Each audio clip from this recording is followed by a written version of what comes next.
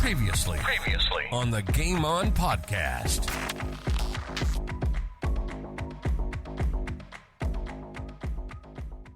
It's also fascinating as a minor point as well that Kensington Gardens as a football club wound up, yet Kensington Cricket Club has thrived, has been the power, consistently now for probably the last, virtually like don't hold the finals unless Kenzie are in it sort of thing. And of course you were playing in the grand final, the most incredible thing I think I've ever sat watching a game of cricket, the Kensington Uni grand final, where the whole game stopped while that person drove down the steps at Karen Rolton. Yes, is the most bizarre thing I have ever seen happen. And I've got to admit, I was sitting with the Griebers, with Kirsten and Grieber, with Liam's parents, and we both looked where our cars were parked because we thought it was a car rolling down the steps, and then it's gone over the steps, and the whole game stopped. All the players have turned and just watching, and the noise as it went down it was just. And then the person got out the car, parked, and came in and watched. They're not small steps either.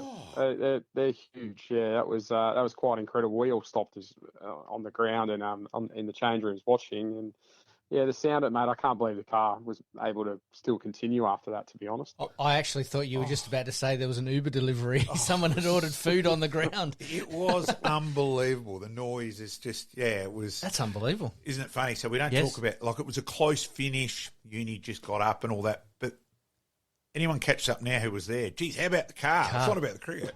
So. Sportscast SA presents Game On. Game On.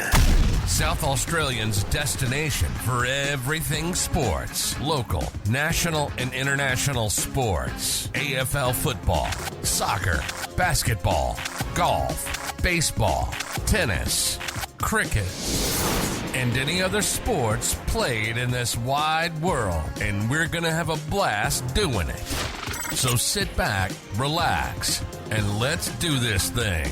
Welcome to Game On.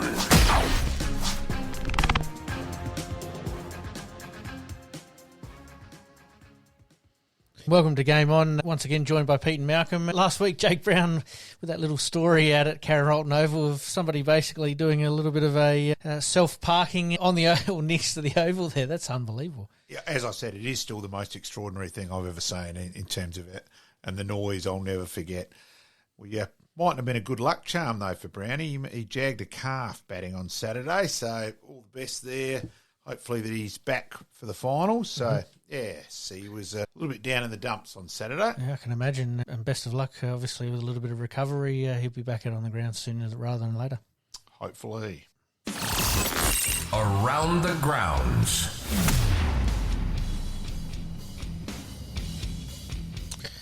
And today, mate, we're going to have a little bit of a look at the NFL, some cricket, some soccer, but we're going to lead off with the baseball, mate, the Adelaide Giants. Go you Giants. So they're through to the grand final. So won the first game last week, and then the second game got washed out, and that became the two games on the Sunday, and lost that, and then came through in the third one. So the grand final series, it's a 3-game series, the first one being in Perth, and then the game 2 in Adelaide and game 3 in Adelaide if needed. So, Perth don't have any worries about playing here in Adelaide, but, with a sold-out crowd, which is something that has come across the airways today, that basically every ticket that they could possibly sell has been sold. So, expecting a big crowd down at West Beach there. Yeah, I think it's about 1,500 to 2,000? About 2,000, and I think there was some general admission tickets still available, but only unlimited supply. Yeah. So, first time to win it in 42 years. There's a lot of players that are saying that they've played in a lot of leagues all over the world, and this is probably the one that they really, really want. Yeah, it's also a bit funny because the Claxton Shield used to be for the Interstate Series. Yeah. And now it's become the club-based from there. So it's a little bit strange how it's evolved in that way. Yeah. It's, I think Ward's up for the MVP award. So hopefully Adelaide do, hopefully get the medal individually and more importantly the the Shield. Absolutely, it's a game that you'd love to get off to a good start away from home over in Perth.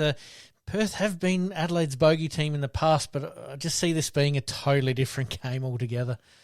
Oh, look, grand final, who knows? But, very much so. They have been a bogey side for Adelaide over the years.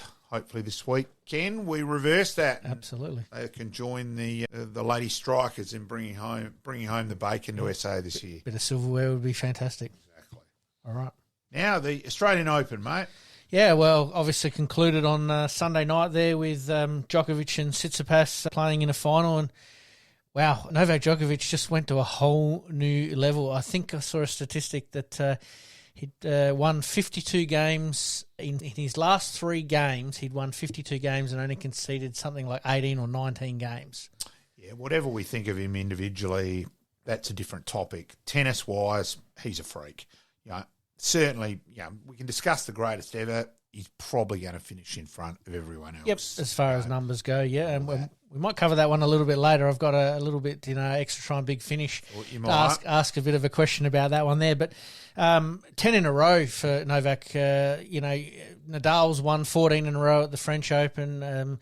These guys have dominated. And I think Federer had gone on a bit of a run at Wimbledon. So these guys have... Yeah. Dominated, obviously, men's tennis for so long. It's a bit weird not seeing them all there. Oh, look, and, Nadal's probably, the injuries are catching up. Djokovic could have 3 years where... Yeah, no one can stop him. Back again. What happens with America and with the US Opens probably up in the air a bit. Yep. So we'll see how we go there. But, yeah, certainly impressive winning 10 in a row there. We'll just have a quick talk about the men's doubles. Well, that was the highlight of the tournament It for was, me. yes. Yeah. Yes. A wild card. Yep. Incredible. Second year in a row, a wild card won it. Probably the year before, though. Let's be honest, Kyrgios didn't play much double, so you could sort of understand where he'd come from. But Kubler and Hitchcock were the real wild card. Absolutely. And to come through and win it, and they said they were hoping to win. Well, a game.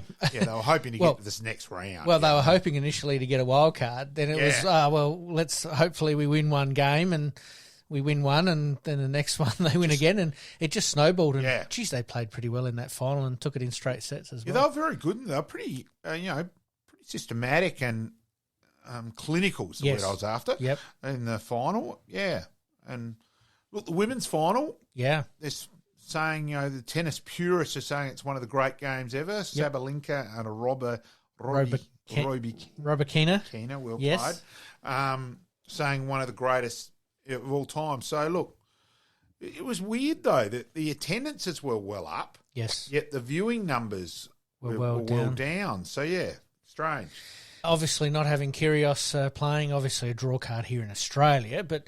you're right. The numbers being down was a bit of a surprise to me, but, they're still getting good numbers through the gate. But it is a festival of tennis. I mean, for 2 weeks, Melbourne really does turn it on. Oh, let's also be honest. Djokovic is pretty, he's piling one way.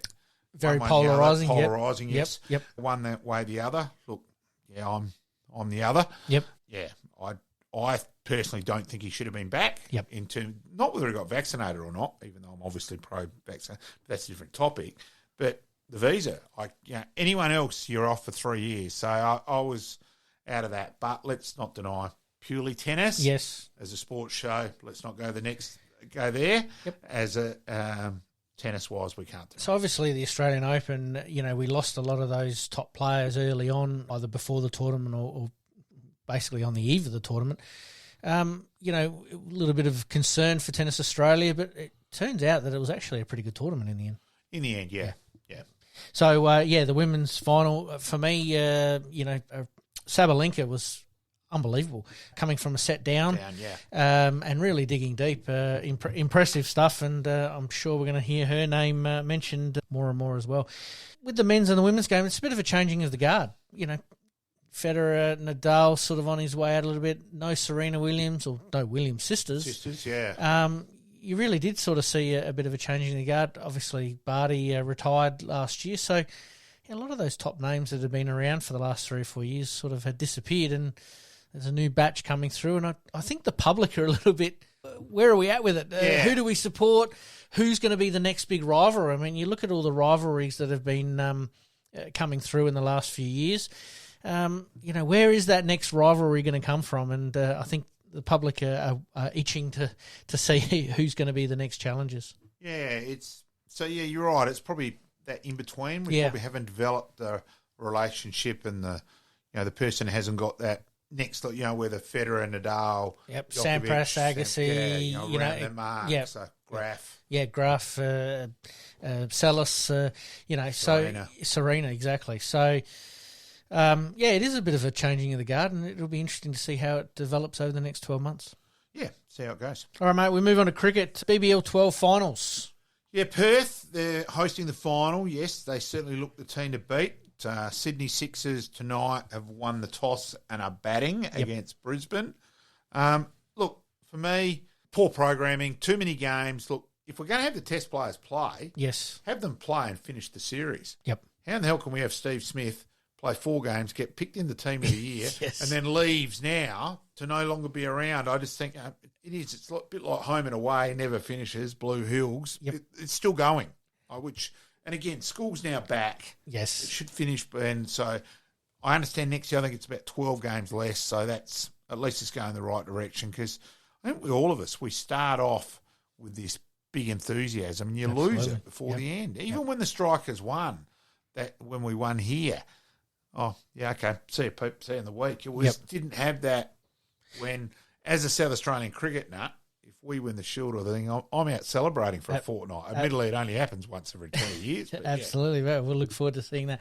But I had that down in my notes that Steve Smith, amazing 4 games that he plays, accumulates a whole heap of runs, still makes the team of the year, the BBL team of the year, and look to take it to a new level.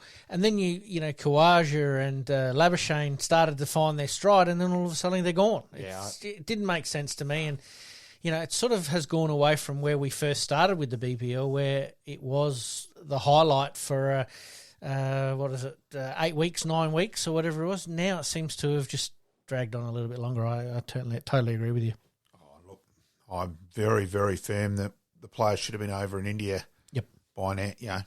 Now, look, we'll cover that a bit later as well, especially after the controversy. Absolutely. Adelaide Strikers had 2 players named in Team of the Year. Yeah, so Short won the player of the overall player award. He had a very good series. Certainly, if he failed in one with a bat, he contributed the balls. He had a very good series overall. Chris Lynn making the team as well. Probably pretty unlucky not to be in the 11. Yep. I thought David from Tasmania was the surprise from the Hobart Hurricanes. Was probably the surprise selection. Yep. I thought he was pretty lucky. So, And then Steve Smith only playing 4 games, being selected as well. I mean, he did some amazing things in those 4 games and a couple of hundreds. And 200s. And no one else did that. It's pretty impressive for him to basically walk off the test field and straight onto the BBL field. So you can see where it came from. Absolutely. All right, mate, we'll take a little bit of a break. When we come back, we're going to talk a bit of the gridiron, the NFL, a little bit more cricket, more test cricket, some soccer, and we've got Wayne Jackson coming up as one of our special Past Players, Past Legends series as well. Yeah, pretty rapt to have an ex-AFL CEO on the show. Absolutely. You're listening to the Game On podcast. We'll be right back after this short break. Pete, let's go for it. Your area of expertise, the NFL. Yeah, we had a little bit of a talk about it last week in a little bit more depth, and obviously we're getting closer and closer to the Super Bowl, so we'll talk about it a little bit more. Mate, we're 2 from 2. Well, I'm 2 from 2 from my selections last week. Philadelphia Eagles beat the San Francisco 49ers. Bit of a one-sided contest, but in saying that, the San Francisco 49ers were down to their 4th string quarterback. You talk about them being the marshal of the troops, the most important player, and all of a sudden you're down to your 4th ranked guy. It makes it hard to get any momentum happening there. Pretty hard to do your planning and your set plays with that sort of thing. He probably wouldn't have trained with that group that much. That's correct. It was. You're trying to limit the damage as much as possible, and the Eagles just ended up taking full advantage. A bit of a tighter contest in the Chiefs and the Bengals. Bit bit of a last-minute roughing conduct penalty, which basically changed the result of the game. It could have gone to overtime, but they ended up getting a field goal out of it and winning 23-20 from memory. Interesting that Mahomes did end up playing, which we did talk about and speculate briefly. We did back that. Wasn't at his best, but 60 to 70% of his best was definitely good enough on the day, and now he's got 2 weeks to get ready for the Super Bowl, so anything could happen. Oh, I think he'd be spending a fair bit of time in a hyperechoic chamber in the next 2 weeks. I would think so as well.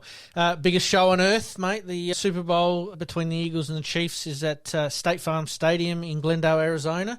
They do move it around from year to year, so everyone gets a bit of an opportunity. I think next year it's in Las Vegas. AFL. Yep. Hello, AFL. And Brady retires. That only came through on the wires this morning. Retires for the second time. Yeah, hopefully that is it this time. I don't think it probably helped him this year. No, I mean, he walks into a media contract worth $10 million over 10 years or $500 million over 10 years, whatever the number is. I it's don't astronomical. think he's going to struggle, Pete. No, I don't think he will either. But, one of the greatest of all times, and hopefully this time you're right. We wish him the best in retirement, and hopefully don't see him back and commentating and giving us some insight. All right, mate, cricket, we go on to Test cricket this time. Australia's decision to not play a warm-up game in India. Strange. Absolutely absurd. And it comes back, again, all countries. And so I'm not defending Australia here. It got said, no, we're not going to play that. Last time in India that was a green top, and then the first test was a Bunsen burner. All countries improved. I'm sorry, the traditional tour of Australia was the warm-up game at Lilac Hill, social game, then WA, then South Australia, quite often New South Wales, then Queensland. It was at least 3 games, and teams played their full-strength side, not nowadays like you and I have a game. It's almost like a raffle done from the crowd. Yep. I backed myself in the raffle, sort of thing. And it's farcical. All countries are at fault. We should have been in India at least a week ago. Yep. Now, we've also had the absolute fiasco of which... Khawaja's actually on a plane going to India right now as we speak, yeah. I'm sorry. It's not like he's a young kid. He's 35 as a player. Is it gamesmanship? Because of Pakistan. Yeah. He was born in Pakistan, so there's some sort of problem there. Yeah. He's travelled to India before. I just don't understand the reasoning behind it, but obviously there is some sort of issue that was sorted out this morning. Australia's decision from their coaching staff was more about letting the players freshen up before they go to India. I don't quite buy that, considering they had pretty easy series against West Indies and a reasonably easy series against South Africa in the end, really. And there's David Warner saying that he needs time to freshen up. Well, why in the hell did you take the contract to play for the Thunder in that, of which it worked out at their princely sum of $5,297 per run? He ended up getting out of that. So that sort of thing. And I'm sorry, they travel a lot and all that, but geez, they're having a few more days off than the average than anyone else working. Well, they're finishing most tests within 3 days and then hitting the golf course. I mean, geez, if I could do my week's worth of work in 3 days and then hit the golf course or the bowling green for 2 days a week, I'd be cock a hoop. Yeah, I'm getting a bit fed up with that. Yeah. Who and what players are at the crossroads after India and the England series coming up? I think both, Warner and Khawaja are both 35. Warner's the one. There's a big question mark on Warner. And he's sort of flagged it a little bit as well. Well, he's only had the one innings, of which, man of the series, my goodness. So he's under the pump there. He's probably the main one. Look, I think there is a question on Travis Head. Yep. To play spinners. Green, can he bowl? Are we going to play him as if he can't bowl? There's a question mark there. Good test for Kez to shove it, for Alex Carey to shove it up a few of the knockers. Yep. I think which is quite fast. I actually think it's actually been ironic watching the Big Bash with all the keepers playing. I think it's shown that Alex Carey is well and truly our best keeper. Absolutely. So I always find that a bit bizarre. I think it's just South Australian bashing. Look, the Cricket Awards. I'm glad that I thought Steve Smith was the worthy winner. Yep. Glad that, through the year, Belinda Clark getting recognised, I think is fantastic. Yep. Along those, Warner, one day player of the year, could have been Warner, could have been Head. I think probably because we've got a bit of a sour taste in our mouth about Warner getting named man of the series. Yep. A bit hard to palate at the moment. Yeah. But look, it's probably about those next crop of players coming through that makes me sort of wonder, where are a lot of these players at, especially with the more established players starting to age a little bit and think about along the lines of stepping back from international cricket. Yeah, but the problem is at the moment is everyone's forgotten about Shield cricket because it just stops for so long. And so, there has been a couple through, like Spencer Johnson's been the fine for the Big Bash. It grates me as a South Australian that he is a West Torrens kid. He should have been in the strikers side. Blue, and he should have been playing Shield cricket earlier this year. I couldn't believe it when he got made 12th man, first Shield game of the year, and we went with 4 right-handers, right-handed bowlers sort of thing. So there's also rumours around that Brisbane have offered him Brisbane may have offered him a 3-year contract. There's a rumour around as well at the moment. Let's wait and see on that one. Why wouldn't you? I'd like to have as much chance of winning Cross Lotto from my mail of that being correct. Okay. So let's wait and see on that one. Yeah. Okay. Cricket Awards, as I said, was fantastic, and you've taken the words right out of my mouth on that one. Cover most of that. Excellent. Yep. Look, the soccer, Adelaide United, 3-3 draw.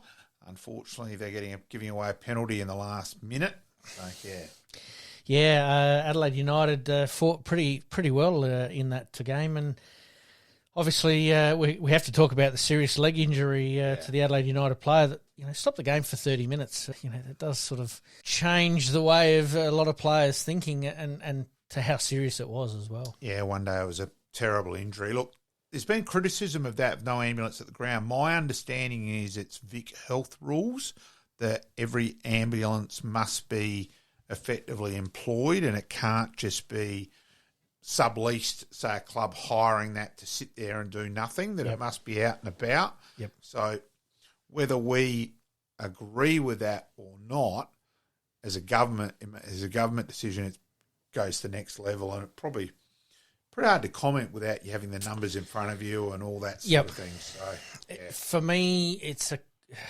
catch-22 because you have a look at the young man in America there with when he, the heart stops and basically they've got medical on site, ambulance on site, ready to go.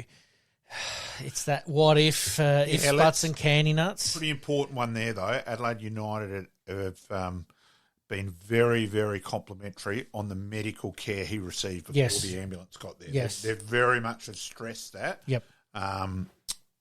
In the few days in the interviews done since. So that's probably pretty important. So my question a little bit on that is, with the AFL we have the converted golf carts that have been turned into Medicarts.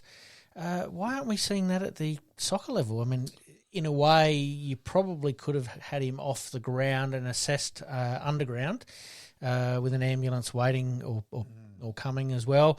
It just wasn't a great look on the ground, and look, the poor guy. I mean, legs basically at right angles that it shouldn't be at, and it's it was horrific, quite sickening, really, at the end of the day. And they made the point of the players, the Spanish contingency really struggled to finish the game out, sort of thing. So it was probably a pretty good effort that we held on to get the 3-3 draw, really. Absolutely, and like you said, giving a penalty away in the last couple of minutes wasn't exactly ideal. Staying with soccer a little bit, Graham Arnold signs for another 4 years for the Socceroos. Oh, look, he got a lot of criticism before the World Cup and not the man, and yet we came through and we were within a bee's dick thing of equalising against Argentina in that World Cup in the last couple of minutes. Yeah. And got through to the last 16. Well, they weren't expected. No, that was not the thing, at all. and it was a bit of a transition year, a little bit of players that they've got coming through, a couple of players that are just getting beyond it a little bit, and they weren't expected to do anything. And you're right, a bee's whisker away from qualifying. There's no superstar player. There's not like there's a Kale or a Craig Johnson or a Harry Kuehl or even a Vidmar, and that sort of thing. There's probably it's more a workman-like side. Yep. Interestingly enough, Suter got the deal and it's gone to Leicester. Yes. Deal. 23 or 26 million. I think I've got that written down here somewhere. But, biggest in Australian transfer history. Yeah, certainly a player that's well worth the money. But, the money that gets bandied around in some of those EPL clubs is just absolutely astonishing. It is. And it's quite incredible, too, that there he was. Luckily, Australia made it. And he hadn't played for a long time. Yeah. We come through and he sort of got forced to pick him. If had it been a bit stronger, he probably wouldn't have because of the amount he'd missed. And then goes through to having a great World Cup and has come through now with a bacon there. So it's a fine line between pleasure and pain. Absolutely. John Griffin. And he took his opportunities when they come along, and I think that's a great lesson for all players of all sports is that you get that opportunity. I think you got to grab it with both hands, and look how it turned out. Oh, incredible. All right, mate, we're going to take a quick break, but when we come back, Wayne Jackson, ex-AFL CEO, and we're really looking forward to having a bit of a chat with him. Good man, Jacko. You're listening to the Game On Podcast. We'll be right back after this short break.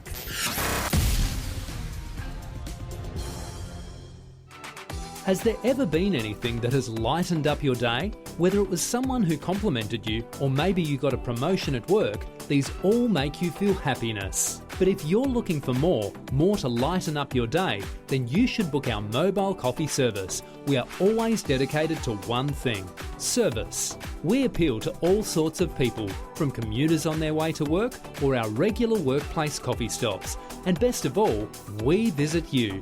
Whether it's our top quality and aromatic coffee or our mouth-watering selection of cakes and food, there will always be something for you to enjoy. Servicing Adelaide's metro area. Why not book in a stop today? Find us on Facebook and send us a message. Tour Coffee and Catering. We deliver your daily caffeine fix. Past players, past legends, past legends.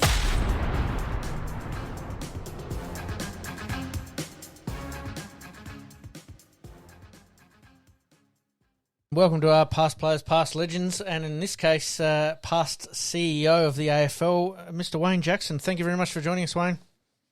It's a pleasure, Peter. Malcolm, no worries. How are you, Wayne? Good, Malcolm, thank you. So, Wayne, we'll go back to the beginning. Obviously, starting off, son of Morris and Alice, siblings Grant and John. Starting off, also, I reckon one of the first most interesting points of view is, and you always make a mention this helped you in life, about your father running a bakery and working in it. Wayne? Yeah. Dad and his brothers owned a bakery in Cochrane Street, Brompton, and I think they had about 25 rounds, horses and vehicles, and probably 30 or 40 employees in the bakery and whatever. And when I went to that school, and most of my mates went off mucking around for a year or two, Dad said, "You're coming straight to the bakery." And so I was working night shift there with some terrific fellas, but it was all night shift work, and night shift guys are a little bit unusual or a little bit different, I think. And I just learned a lot from them, their lives, their earthiness, and I did that for a number of years, each school holidays or subsequently university holidays. So spent quite a number of years, probably 3 or 4 years, doing night shift in the bakery for about 3 months each year. What school did you attend as a young fellow before you started to head to work in the bakery, mate? Yeah, I went to Allenby Gardens Primary School, and then I was lucky enough to go to PAC, and that's where my schooling took place. When you obviously at Allenby Gardens, a pretty strong footy program there? Yeah, there was actually. It's a very strong footy school. The headmaster was a guy called Mr. Dempster, and he was very keen on footy. And a guy called Freddie Bills, who I know would be well known to you guys, he was a year or two older than me, and he lived in Flinders Park, which is where we lived. And my parents were both great admirers of Fred, as I subsequently was, and he sort of took me under his wing a little bit, and I was lucky enough when I was at primary school to play in the state SAPSARS, what was called SAPSARS teams then, with a couple of guys that went on to play league footy too, Trevor Jakes and people like that. And of course, Trevor Jakes, of course, the Nord fitness guru, and yes, all the stars came from Nord. Yes, all the stars were from Nord, Malcolm, weren't they? Ray Wolford, I noticed as well there, Jacko. Ray Wolford was in the team, and Chris Hunter, I think, played for Glenelg. So there were probably half a dozen guys there that at primary school under 12s that subsequently went on to play league footy in South Australia. Pretty handy, that's for sure. Yeah. If they did a state schools, you guys would have been well and truly up there, I imagine. Yes, yeah.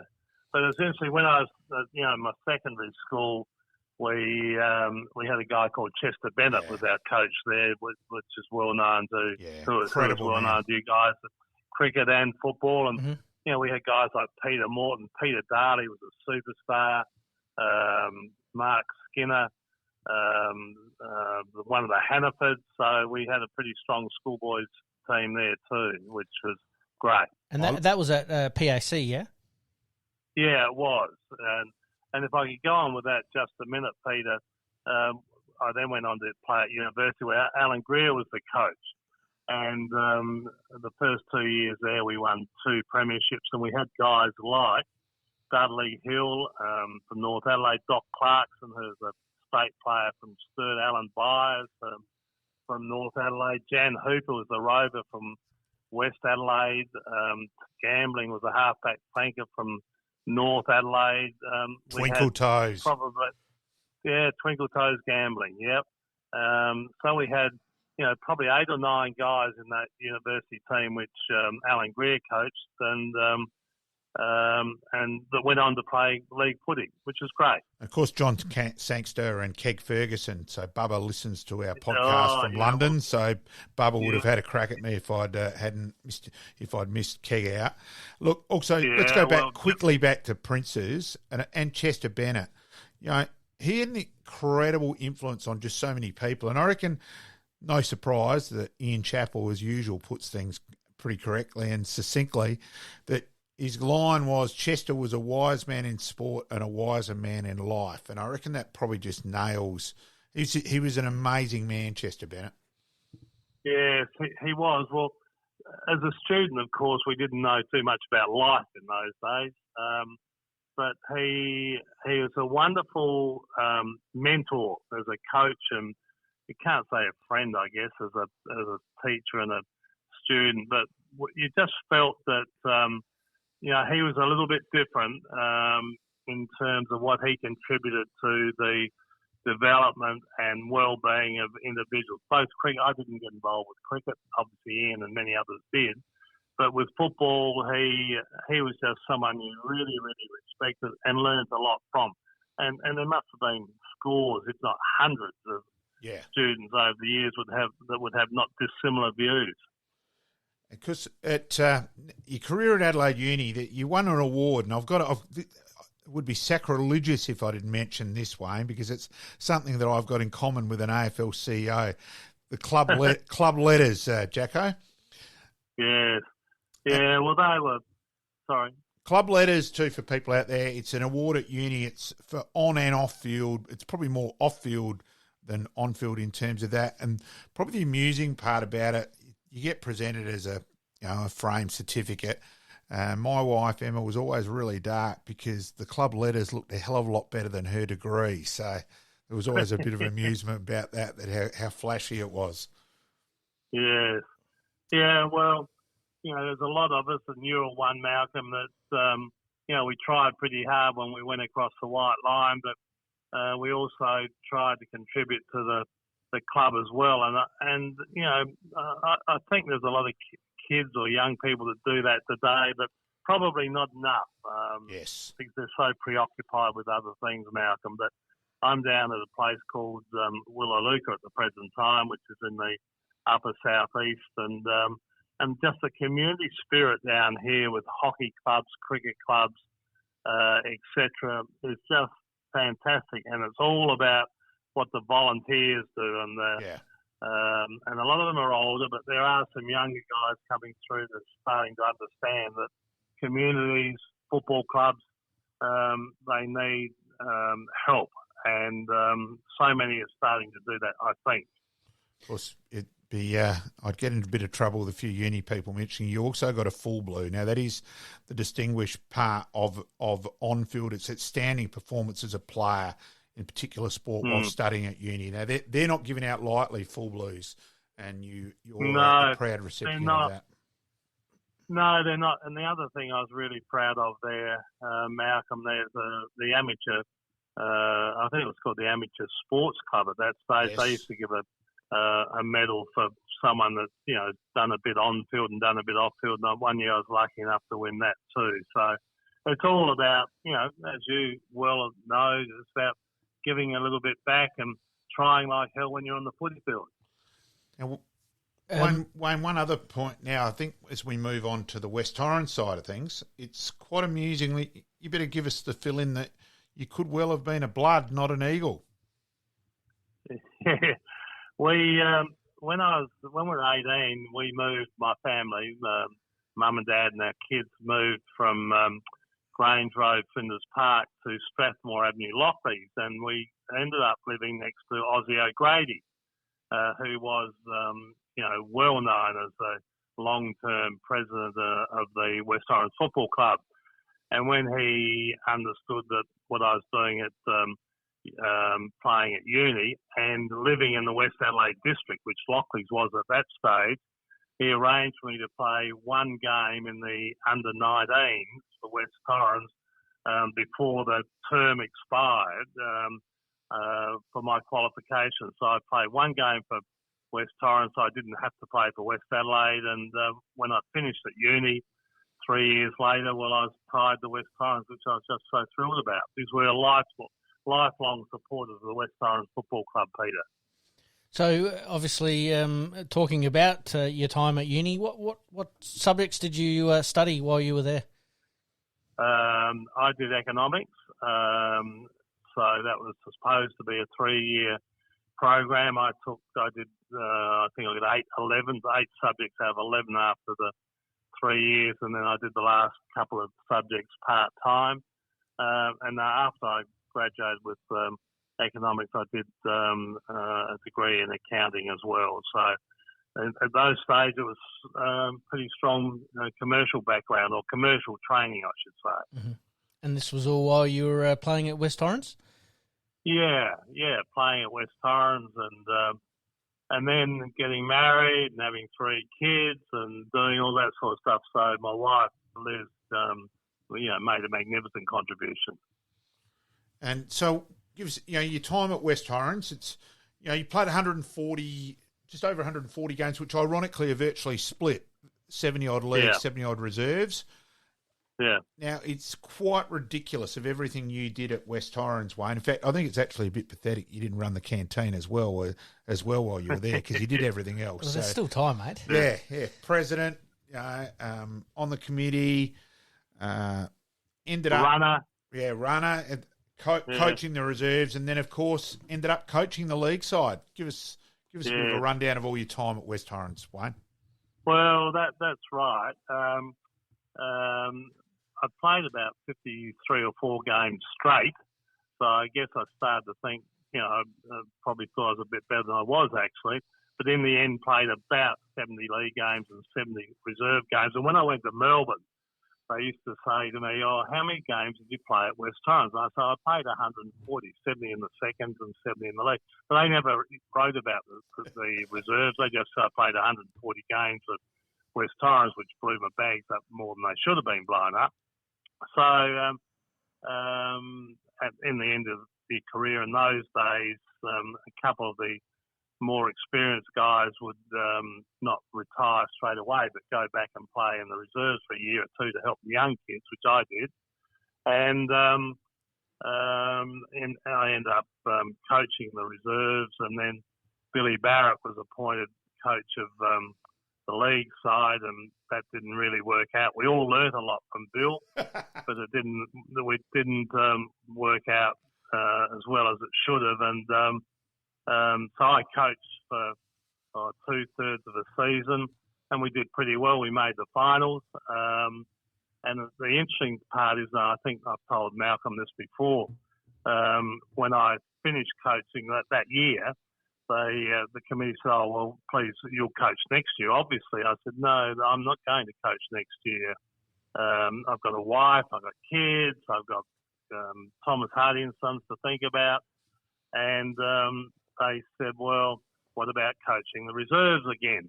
And I said, "No, I don't want to do that either, because that's not fair on the incoming league coach, because if he loses 3 or 4 in a row, the members will start to say, bring back last year's coach, which was me." And so I said, "No, I'm not going to do that either, thank you."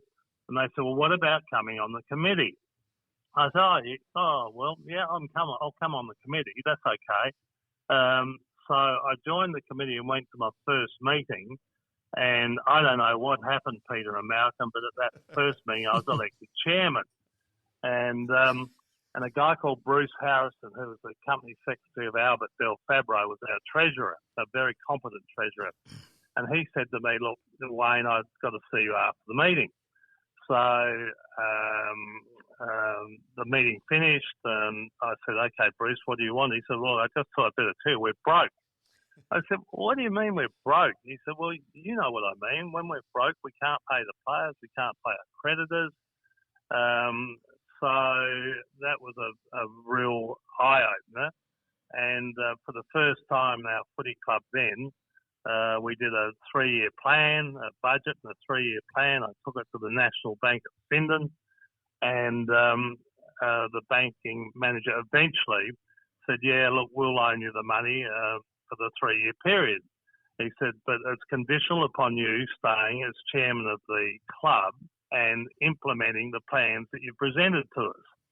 And I said, "Well, look, I can't do that because I'm elected by the members and they may not re-elect me in 2 years' time." He said, "We don't care what the members do. We're loaning you the money conditional upon you staying there for 3 years." Well, I did get re-elected. I stayed there 3 years, and we worked our way out of an awful financial position to one of some reasonable strength. West Torrens, do you wonder where West Torrens really, the fact that Woodville came in, if that hadn't happened, West Torrens would still be around on its own right now, do you suspect? Well, I don't know, Malcolm, or Peter, I'm not sure who that was, but I actually supported the club merging with Woodville. And, I think it's been one of the few really successful mergers in probably Australian football. I don't know whether we would have been around, because it would need a lot of help from the SANFL and other clubs to get jealous, and you just don't know. But I think in the end the right decision was made, in my opinion. And I think too, it's spot on in terms of it's an amalgamation, where quite often amalgamation is really a takeover. Yep. Brisbane effectively took over Fitzroy. We'll have those last few players. Correct. Yeah. Sydney took and over the Swans South took Melbourne. over the Swans took over South Melbourne, So, this was a coming together of both clubs that needed that little bit of help along the way. Yeah. And guys like Bill Sanders and Rex Sellers from the Eagles, Bill Sanders from Woodville, I mean, they acted in good faith, and I think did a terrific job in the end, And Wayne, so go through your working career, before the AFL and all that, because it's pretty fascinating as well. You've had some very responsible roles, with Hardy's, etc., and West End. Give us a rundown there. Well, after leaving uni, I worked for 3 years with Deloitte. I didn't enjoy accounting at all. And then I joined Hardy's, and I was there for 25, 26 years, and went through the company secretarial bit and general manager. Then I was managing director, I think, for 10 years. And then we got merged with BRL to become BRL Hardy. Yep. And after a couple of years there, I was headhunted to go to the South Australian Brewing Company. where I was managing director for 3 years and very happy there. And then in 1992-ish, I was headhunted to go to the AFL and had, I had a year or so as on the commission as a non-executive, and then 7 to 8 years as a CEO, which I loved. It was a terrific job. So my whole life, Malcolm and Peter, or most of my working life, has been in wine and beer and football, and that's not all that bad. Can't argue with that. I reckon that's probably a tick off most people's preferences there, Wayne. Yeah. Now, in terms of being headhunted by the AFL and all that, you had done some other administration back in South Australia as well, other than the Eagles. Trying to remember in that regard? Yeah, I was the director of the SAFL, and then one of the commissioners, when then the directorships moved to the SAFL formed a commission under Max Bashir and Lee Wicker and whatever, and I was one of 4 or 5 commissioners. Really, really enjoyed that. And then I really enjoyed also, we formed a retention committee when there was some probability of a South Australian team going into the AFL. We formed what was called a retention committee. So there were 4 or 5 of us, including Jack Odie and Rick Allett and Peter Page and myself. And our job was to try and influence the players that we wanted to retain to stay in South Australia. And we raised money through sponsorship, etc. And we're very successful in keeping, the great bulk of the players we wanted to. We missed out on 1 or 2 like Darren Jarman, but we did retain the McDermotts and the Bickleys and the Bubners and the Wrens and those sort of people who became, the backbone of the original Crows. Yeah, and the Crows, as we know, form messy and all that. But let's keep going with the. So now you started off at the AFL. Go there, Wayne. Well, I was a guy called John Winicky was on the AFL commission, and he had to retire because he got a job in the Supreme Court, and he was concerned about conflicts of interest. So he retired from the commission. So there's a casual vacancy. And Bob Hammond rang me once. I was actually in Europe, and rang me and said, "Look, we'd like to nominate you for the commissioner, to the commission as a non-executive to replace John Winicky." And I thought about that, and I thought, well, that would be a bit of fun. So I accepted that, and I got put on the commission. Then I had to go up to the next AGM and be voted in, because whilst you could appoint a commissioner when there's a casual vacancy, you then had to submit yourself to the other clubs to be elected the following year, which I did and was elected. So I was then, in my basically a second year as a non-executive commissioner, and then Ross Oakley announced he was going to retire, and a small committee was elected to find his replacement. I wasn't one of those, and we all agreed as a commission that only the chairman, who was John Kennedy, would make any comment on the process of appointing a new CEO. So that went on for some months, and we used to get a report at the commission level of the progress being made. And one day I was at home, and the firm doing the charge with the responsibility of nominating a CEO rang me and said, "Look, we want to talk to you." And I said, "Look, you can't talk to me. You have to talk to the chairman. He's the only one authorised to talk."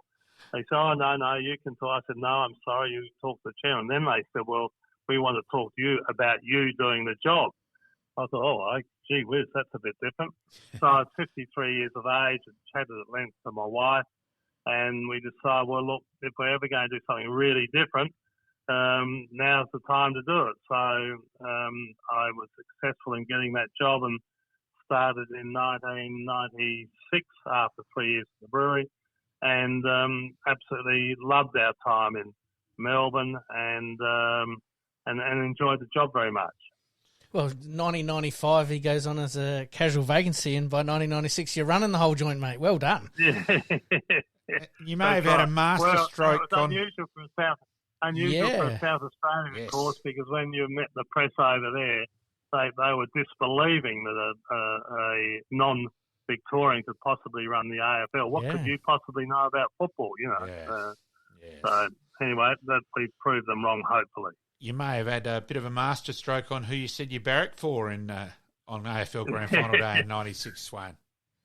Yeah, well, the first interview, I was appointed Grand Final Day 1996, was it? I think it was. Yep. And we're doing the press interview. John Kennedy's on my left, and we've got all these journos there in front with flashing bulbs and microphones and asking questions. And that went on for quite some time. And the last question was, somebody said to me, "Oh, who do you barrack for?"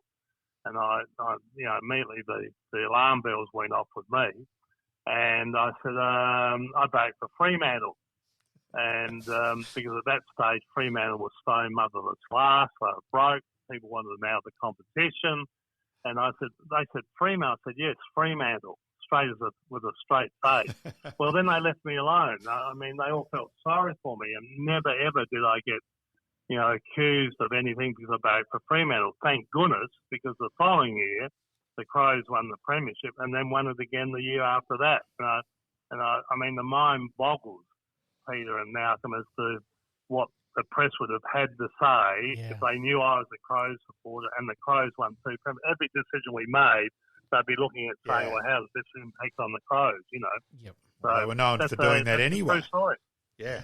Pardon? They're known for doing that anyway. Okay. Righto.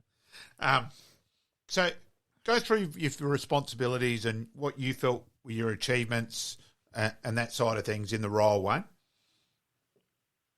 Well, when I took it on, we had real problems with our relationship with the media. I mean, for example, Ross had been there 10 years and, in my view, did a terrific job. But we were at loggerheads with people like Patrick Smith, who at that stage was the football writer for The Age. So we had a lot of mending to do in terms of our relationship with the press. But as I got into the job, there are other issues like, and the major one probably was what we're going to do with Waverley, because anyone with any sort of reasonableness could understand that Waverley was a long way from the city. It was in a rain belt. It had never been completed. There's no public transport, and yet we're still trying to prop it up. But in the end, the commission, decided we'd have to sell it and do something else, and that was my job. And at the same time, to his great credit, Jeff Kennett, the Premier of Victoria, decided to develop what's called the Docklands, which are basically wharves and marshes and not a very attractive place. And he wanted to build a stadium there for soccer and rugby. And we were able to convince him that to build a stadium in Melbourne, the city of Melbourne, and not cater for Australian football was just crazy. Yep. So after a little while, like months, we convinced the government that it had to be based on Australian football, and the government gave us the land. We put down $30 million, which we got from the sale of our broadcasting rights with Channel 7, and in return for playing, I think it was 35, if not 37 games a year there for 25 years, that stadium became under the ownership of the AFL with no restrictions at all. So it was a freehold title after 25 years. Incredible deal, really. Simply for playing 35 to 37 games a year. Well, as you know, partway through that 25 years, the AFL decided that they wanted to buy it, which they did, and redeveloped, and that stadium's now probably worth in the order of $1 billion. Yeah. And it's now arguably the best football stadium in the country to watch football in. We've got over all the issues. Remember the issues of the hard surface and the players complaining and all of that. All that's gone, and it's just a terrific stadium now under the full ownership of the AFL, and as well, of course, the AFL has got its offices there on its own freehold land. So it's been a tremendous boon for the game. Well, yeah, I personally can't believe the criticism it gets. No, not now, but Hardwick still carries on like a pork chop about it. And, Damien Hardwick, and I still don't get. I think it's a great ground personally. So, well, Damien Hardwick carries on because he wants to play all his games at the MCG. Yeah. I mean, the poor old Richmond, they've only got about 17 or 18 games at the MCG, so he doesn't want to play at the Marvel Stadium because his team hasn't got the same advantage it's got when it plays at Melbourne. And that's one of the issues the AFL, of course, has to work through. So you get a club like Richmond, and if there's 23 games of the year, and if they play 5 or 6 games in the state, they're left with 17 or 18 games. Well, Hardwick wants all those played at the MCG. The AFL says, well, look, when you play Fremantle or Gold Coast, you can play them at the Marvel Stadium. But some clubs are still not happy with that, but that's the way it's got to be. Well, such a long way to travel for Richmond. It's at least 5 or 6 Ks. So come on, peak out traffic, mate. It's always tough, mate. You obviously oversaw a couple of mergers and relocations. Did you find that your time with Woodville West Torrens helped you with a bit of insight with that? No, well, I wasn't involved administratively when that Woodville West Torrens thing happened. If you've had a bit of experience in business, you understand that you've got to take people with you. You've got to leave things on the table for the other party. The Brisbane thing happened my first year there, but then Port came in, which Port Power came in to the AFL, but that wasn't a merger, but that was a difficult time for the AFL and for the Port Adelaide Football Club. In what way for Port Adelaide? I mean, obviously we know here in South Australia the struggles that they had with the Crows being accepted before they were, but from an AFL point of view, a little bit difficult there as well. Well, I think from the sense that Port was such a strong club in Adelaide that, with respect, they thought they knew it all. And coming into the AFL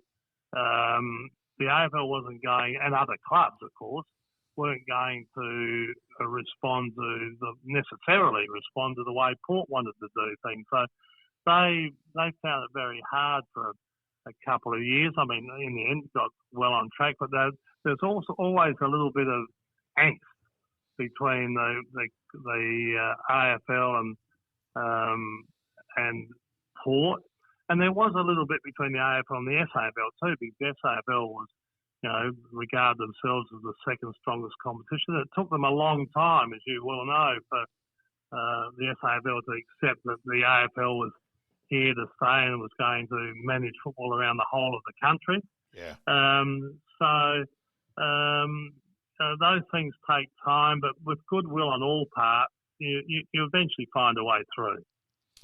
Yeah, it's a fascinating thing. And look, personally, it's meant to be an AFL competition where I still see it personally as an extended VFL. The relocation, it would have been great. I think both North Melbourne and either St Kilda, Western Bulldogs, someone else, it should be spread around. I think one of those teams should have relocated to Tasmania as well. North Melbourne should have gone to the Gold Coast, in my opinion. And that would give more of an Australian feel than an extended VFL competition, personally. Yeah, well, Malcolm, I agree totally that there should have been a team from Melbourne relocated to the Gold Coast, and that should have been North Melbourne. But Brayshaw took over from somebody who was the president, and he was going to solve all the problems of North Melbourne, and was very anti them going to the Gold Coast. I think the AFL offered North Melbourne $100 million to relocate. Now I don't know that for sure, but that's what's touted, and they still said no. It's an extraordinary decision, really. Yeah, bizarre. Yeah, and of course it's too late now because with the club with the AFL having the funds that can prop these clubs up, and of course there should be a team in Tasmania, and in my view, a team should be relocated. I don't think that there'll be a relocated team. I think with a little bit of luck they'll play 8, 9, 10 games down there, 11 games down there, maybe 12, and a few in Melbourne and a few around the rest of the country. Yeah, I just think it should have been another team, though, in terms of going down to Tasmania. I know Tasmania are against that, but let's remember, Sydney or South Melbourne, everyone forgets that nowadays. That's Sydney. And I think the same thing would have happened. The same thing would have happened in Tasmania. And I just think it's still crazy that there's 10 teams in Victoria. Well, mate, we all do, but it's not easily resolved. But I mean, the reality is, if you tried, Malcolm, to relocate, say, the Western Bulldogs down to Hobart, and they objected to it, you'd find, the Carlton supporters would march in the street, and the Collingwood supporters would march in the street. Yeah. You wouldn't be very, very hard to bring about. But I do think there's going to be more AFL footy played in Tasmania and probably Hobart. But they do have to get an undercover stadium. I mean, how can you play AFL footy down there in the middle of winter? So there's a lot of, I'm sure it's a high priority for Gillon McLachlan, but there's a lot of water to pass under that bridge, I would have thought. With the Melbourne-Hawthorn merger, how far advanced were they down the track? I mean, well, that was the year before. I was on the commission then, but not the chief executive. So, but you would have heard a few things going on that. Well, it's just like we're saying. The Melbourne supporters probably felt that they've got to do something, and the Hawthorn people thought, well, we don't want to merge. So, the Don Scott thing's famous now for the burning of the Guernsey. And all of that, but I don't think it ever got rid. When they had the vote, it wasn't close. So, and maybe in retrospect, that proved to be right because Hawthorn went from strength to strength, and Melbourne's now a very well managed and competitive footy club. So that's probably, worked out all right. Yeah, but, true. That doesn't mean there shouldn't be somebody down in Hobart. Yeah. Or Northern Territory. Can you see a team being up there at some stage as well? No, I can't. I can't see that. I mean, I just can't see how it fits in weather-wise.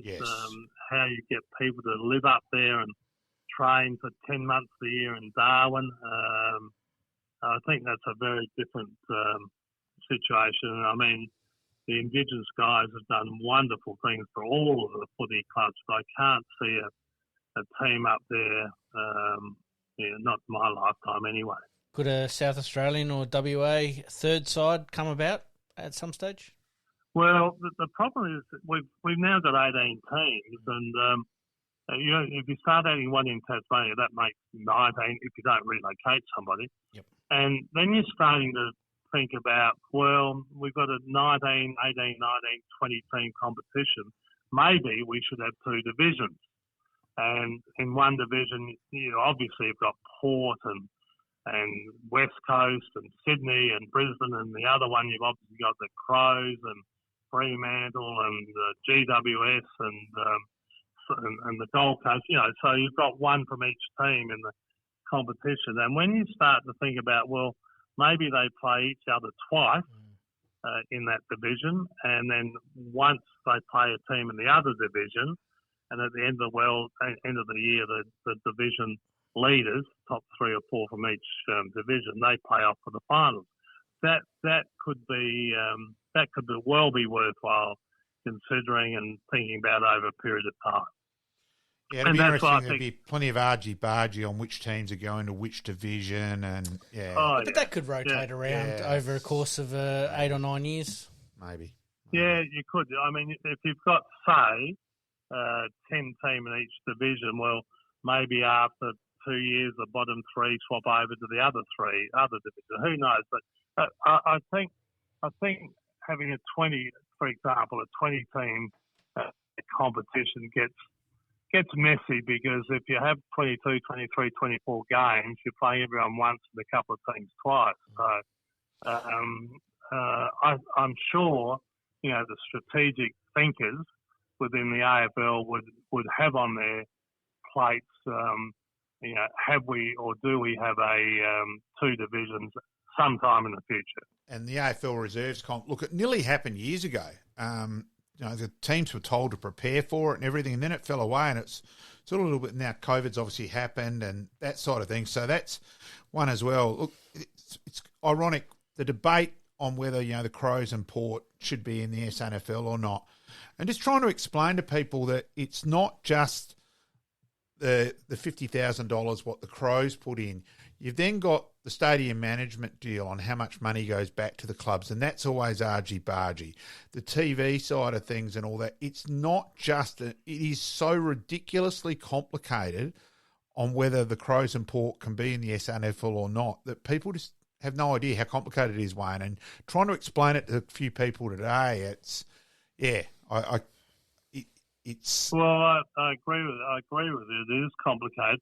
Oh. And similarly, like having a national reserves competition is just nonsense, Malcolm, because it costs just as much to put reserve players on aeroplanes and put them in hotels and have the appropriate staff as it does to have an AFL team. So the cost of having a national reserves competition is ludicrous. I'm not quite so. I'm not quite. I certainly understand in that way and the cost and that, but on how much money the game generates. Like it's they're multi-million-dollar corporation. Franchises. They're not footy clubs and all that in the old sense. So I'm not. I still think that'll end up happening, but we'll wait and see. So a national competition for the reserve? Yeah, I think so. I think you're more likely to find, Malcolm, that Cairns and Townsville and possibly, true. They'll and Brisbane and Darwin and North New South Wales, they'll get together, and maybe we in Adelaide will get together. Who knows? Tasmania or Northern Territory or somebody. I don't know. Yeah. So, Wayne, but a lot of people at the AFL would be thinking about these issues. Yeah. So, Wayne, in terms of, are there any things in retrospect you would have done differently in your role as CEO? Anything you'd like to change, apart from North Melbourne, obviously going? No, I'm not a great one for looking back. I mean, you always make mistakes, but I don't think we made any strategic mistakes. It's interesting. One of the things that I was never able to do was to get the preliminary final played in the home state, the state that's won the right to host it, because we've got this long-term agreement with the MCG. And Andrew Dimitri was able to do that, but he did it by just giving the MCG another Collingwood Essendon game to replace we used to argue, look, what's the point of having a preliminary final at the MCG if the Crows are playing Brisbane?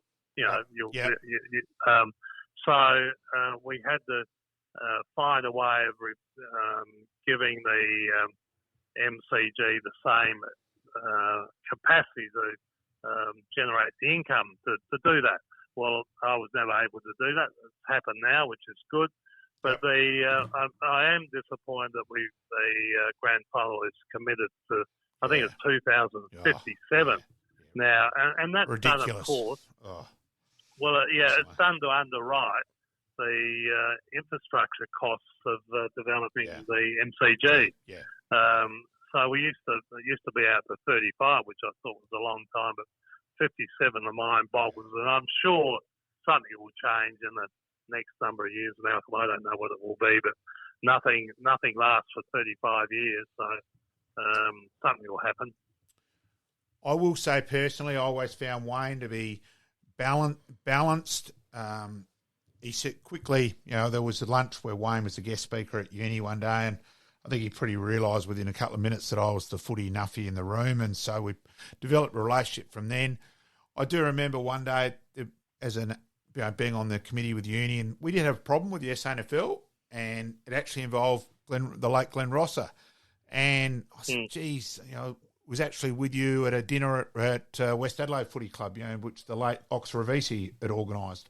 And I said, Wayne, this blah, blah, blah. And you said, why don't you phrase it this way, Malcolm? And you immediately took out the confrontation. And I always remember that. And I was sitting with Michael Dadds, and the two of us looked at each other and went, yeah, that's far better straight away. And, I always found you to be really balanced in that regard.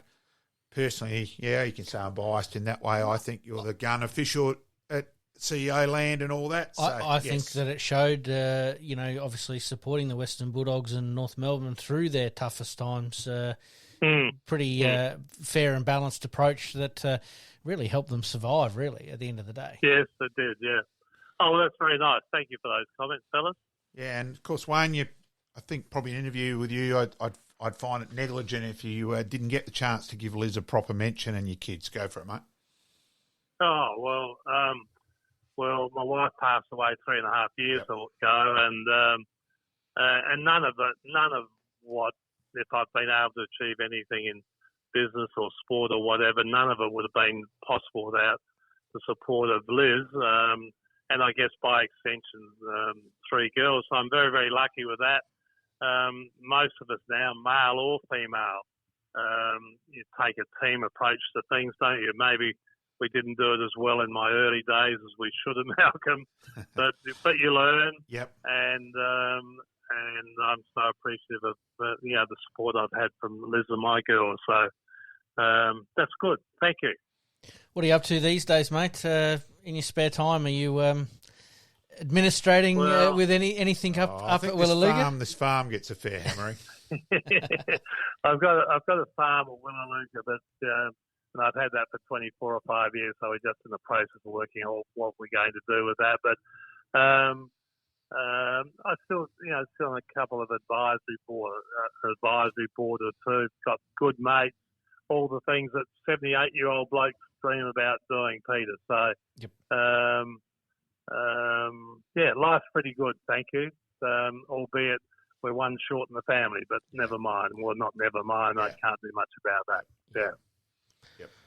Okay. Look, greatly appreciated your time, Wayne. Always value your friendship Malcolm. And your advice. Greatly appreciated. Thanks, Wayne. Right, Malcolm. Thank you. Thanks for your interest, and thank you, Peter, too. No, thank you for your insights, mate. That's absolutely fantastic. Okay. All the best, boys. Bye. Thanks, Jacko.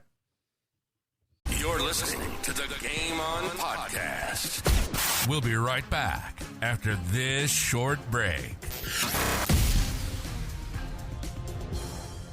Happy days.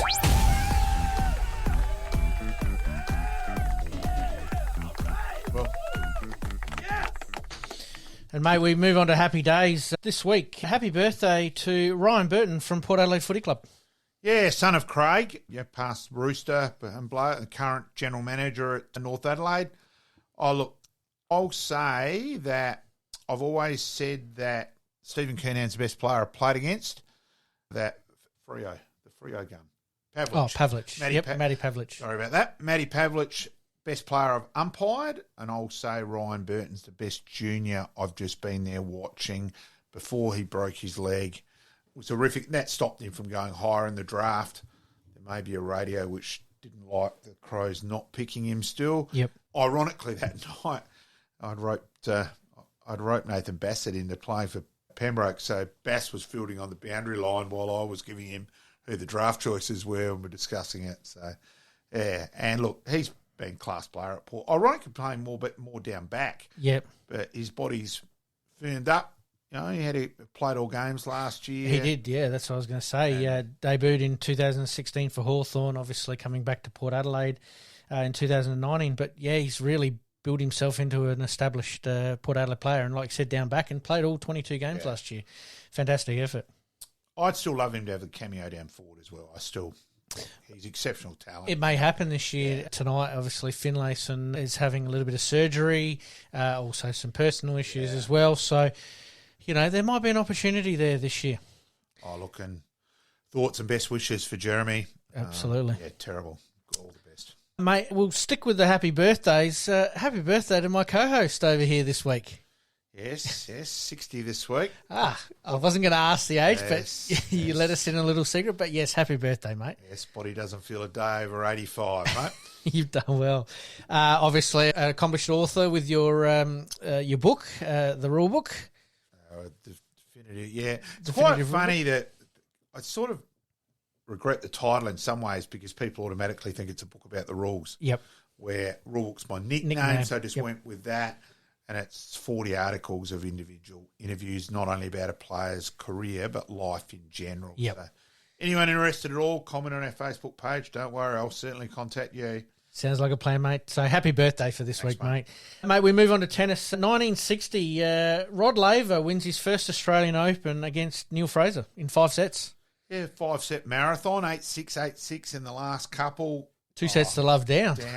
Comes through.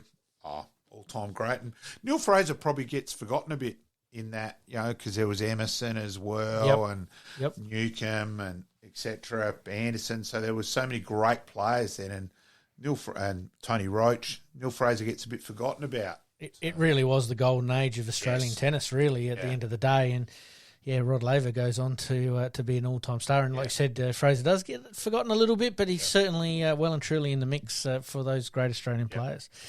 Mate, this week in 1968, we have a look at the NFL because it's very topical at the moment with the Super Bowl coming up and obviously the Vince Lombardi Trophy, which everybody is striving to win. Steps down as head coach of Green Bay, but takes on a role as general manager. Oh, look, one of the all-time greats. Incredible career, just remarkable. His longevity. Yep.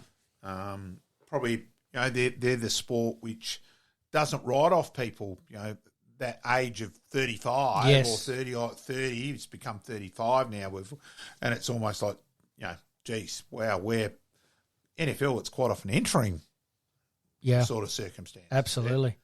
Yeah. The coaches that do coach, obviously, within the NFL do rotate around a little bit. They do get second opportunities. NFL, we haven't really done that too well, I believe, in the last 15 or 20 years, but it could be changing. Well, you've got to be someone like Clarkson who's won 4 flags to get a second go to write your own ticket. Yep.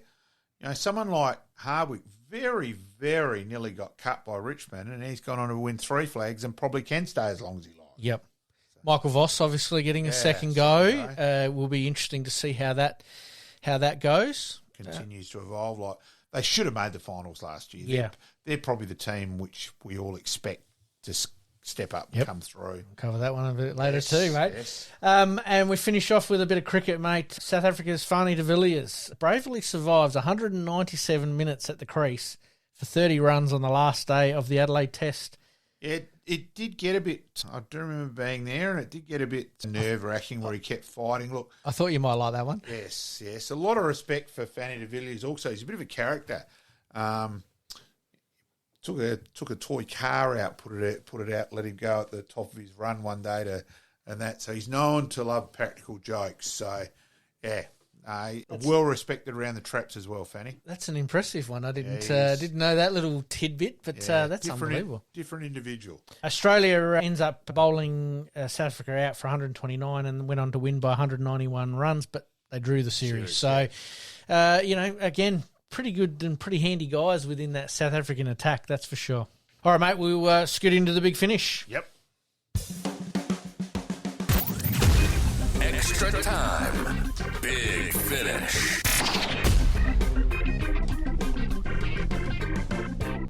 All right, mate, we'll keep on with the cricket theme. We've got a couple of quick rapid-fire questions here, mate, but is Sandpaper Gate worse than the underarm ball? Sandpaper Gate for stupidity. It achieved nothing, but it was just so bizarre and so stupid. Yep. And whether the underarm was still a legal delivery back then. Yep. So Greg Chappell didn't break a law. No, it wasn't in the sportsmanship of the game, but you're right, he didn't break a law, whereas carrying a sandpaper out, it was just so weird. Oh, and it was, South Africa knew it. The cameras were waiting for it. It was the biggest stitch-up of all time, and you're right, stupidity at its finest, and can't disagree with you. I think, Sandpapergate gets the vote on that one there. Oh, I don't think that David Warner and Cam Bancroft were at the front of the line when trams and trains were handed out. There you go. Does Australia win in India this time round? I still think we're underdogs. Yep. Pant being out's pretty big for India, though, so... balances it out a little bit. Look, I've always really rated this Gill, and now he's coming through at the moment. Yep. Just a casual 126 not out in a 2020 game last night. Yep. He made 200s in the one day series. Admittedly, that's not Test cricket, but I think he's very, very good technically. Yep. And look, and at home. And at home, and yep. Cole he's due. He is. So yeah, look, I think we're probably. He's the kind of guy that'll get himself up for this type of challenge. That's for sure. Yeah, look, and also that we're in doubt with Green and Stark's injuries, so that's Stark's out of the first test, and he's probably not someone who comes. He's got a fine line, Stark, over the years where he's really right. Yep. Probably falls away. Generally has towards the end of a series, but whether he'll come in without having played for a while is a worry. Yep. So, all right. You look. Stephen Silvani named as St Kilda list manager, replacing James Gallagher, whose family reasons has decided to come back here to Adelaide. Mm-hmm. So, AFL. That was a little bit of a surprise to me that Silvani would chuck his hat back in the ring, but he is quite an intelligent man when it comes to building a list, that's for sure. Yeah, and he's got a connection with Ross Lyon. Look, it didn't end with glowingly at Carlton with him, so yeah, look, and he's probably taking over one where a few of the recruits like Brad Hill haven't quite performed up to expectations. Yep. A little bit of a worry with King injured at the moment, who's their key forwards. So we've got to wait and see. Yeah, we'll definitely keep an eye on that one there, but yeah, a bit of a surprise for me. Darcy Moore named Collingwood captain. Yeah, father-son. There's not too many of those over the years. Yep. And Collingwood being such a traditional Victorian club. Obviously, the Aish name here with Peter and Michael comes to mind readily. Mm-hmm. So, look, interesting. Down back, and he sometimes plays on the last line. But, look, let's also be honest, footy captain, it's not like you're making the decision of changing the bowlers and all that. It's a lot of stuff is more your corporate stuff off the ground and bit more of a spiritual leader. That's why Pendlebury was so good. He's a gun player, but two, he's such a great ambassador off the ground, especially for the Collingwood Footy Club. Yeah, there's a lot of people against. Say, it's got to be one person club captain. I'm more I've got no problems with two because quite often it's going to coterie functions and you can share it around. I think people don't realise how much of the stuff is more off the ground. Yep. And Collingwood have had a pretty good run over the last 10, 15 years of captains. Maxwell was, not the best player going around, but he was that spiritual leader, and then Pendlebury took over, and now Moore gets his chance. It's going to be interesting, that's for sure. Yep. Who finishes higher, Collingwood or Carlton? I'm going to go Carlton. I'm going to go Carlton as well. I just think Collingwood won so many close games last year. The stats generally say that you don't do that 2 years in a row. And last year was ridiculous. So, I tend to agree with you there, and I'm a bit of a Carlton supporter as well, so I've got a bit of a vested interest in that particular question. And I see them finishing a little bit higher. They're on that trajectory as well, and Collingwood were a bit of a flash in the pan last year. It'd be interesting to see if they can back it up. Mate, we'll stay with the AFL. Who spends more time in the midfield this year for the Crows, Rankin or Rochelle? I think they'll both almost interchange. They'll both be pinch hitters. I'll go for the guy to come in and play a lot in the midfield and be the Crows' next superstar, Soligo. I can't disagree with you more. I think Rankin will spend a little bit more time than Rochelle in there, but you're right, they will pinch hit through that forward line, and that forward line's starting to look a little exciting, but they've got to get the ball out of the middle, and you've got a guy who's a forward line player spending time in the midfield, you're sort of robbing Peter to pay Paul, aren't you? Oh, look, and I'm not convinced the Crows ruck-wise. I still think there are at least one, probably two midfielders short and a short of a key defender. So I still think there's some glaring holes in their list. Where do you see Horne-Francis playing? I hope he's on ball and plays where he should have been playing at North Melbourne. Look, I'm a big Horne-Francis fan. I really hope he has a huge year personally. And I admit there's a lot of people angry with his departure, but I'm very much that I think both Horne-Francis and North Melbourne are blamed there. And I keep finding it a bit amusing how much Horne-Francis cops where I think the club made a few glaring errors as well. Yep. Not on the run sheet, but we will talk about it. Taryn Thomas from North Melbourne, talking about North Melbourne there. Obviously, we can't go into any great detail on that, but sad to see another player, unfortunately, being on the wrong side of what he should be doing and shouldn't be doing. Yeah, look, we can say it's sad. Look, let's wait and see what happens, but let's not defend him either on it. No. Let's wait and see, but he may have played his last game. We'll have to wait and see. Potentially, you could be right. Players' weeks at number one, mate. Yeah, tennis. I thought this was quite interesting, especially when we talk about the greatest of all time, who's the top four, who's the top six, et cetera, et cetera. And I think this came across my desk this week, and it makes you think about who is actually the best player. Yeah, I think it's a relevant point. Exactly, because you can go on majors, and yes, the majors are what they all play for. So you go, well, Djokovic has 22, Nadal has 22, Federer has 20, and you go, you know what, those guys deserve that crown for sure. But you got to have a look back at some of the players that have spent the most amount of time at number one, especially in the men's game. And Novak Djokovic is at 374 weeks.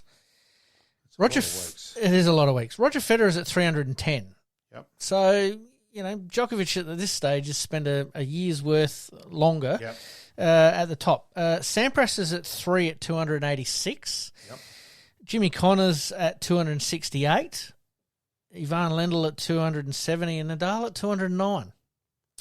Very interesting that Nadal's there at number 6. Yeah. When you rate Djokovic, Federer, and Nadal as the three that you would go to. It's certainly a good conversation and a good debating point, and it does give Djokovic another big tick. Absolutely. A name that's not on that list is probably another great player, Andre Agassi. Haven't got his stats here in front of me as far as number. But consistent. These guys are so consistent, and they're obviously at the top of the game for so long. Good conversation point, Pete. Absolutely. And you look at Sampras sitting at number 3 there, and Connors, back in the day where, Connors had McEnroe breathing down his neck basically all the way to still be at number 1, and Lendl was in that mix as well, and he had 270 weeks as well. Absolutely crazy, but you're right. Conversational point for sure. Yep. Does it make it harder or easier to talk about the conversation for all time? I just think it gives some more ticks, gives them more validity that it's harder to argue against Djokovic. Yeah, and obviously Federer being in the second place there as well. We might cover the female side of it next week. Yes, well, I can tell you very, very quickly that Steffi Graf is well and truly at number 1 for all time. Right. Men and women. Yep. But if Djokovic stays where he is for another 3 weeks or 4 weeks, he will overtake Steffi Graf. Where's Serena? Serena, I will check on that one, but she would be 2, I reckon, just off the top of my head. And, I was going to say our very own Pat Rafter, one of the shortest times at world number 1, less than a week. You still got there. Bit unlucky, but he did. You're right. He's a fantastic player. All right, mate, that concludes another great episode tonight, and as always, we promise to do better. We will keep at it. Thanks, mate. In this crazy world we live in, we all need the distraction. Enjoying the show? Like, rate, and subscribe. Hook up and connect with us on social media at Sportscast SA. We'll see you next time on Game On.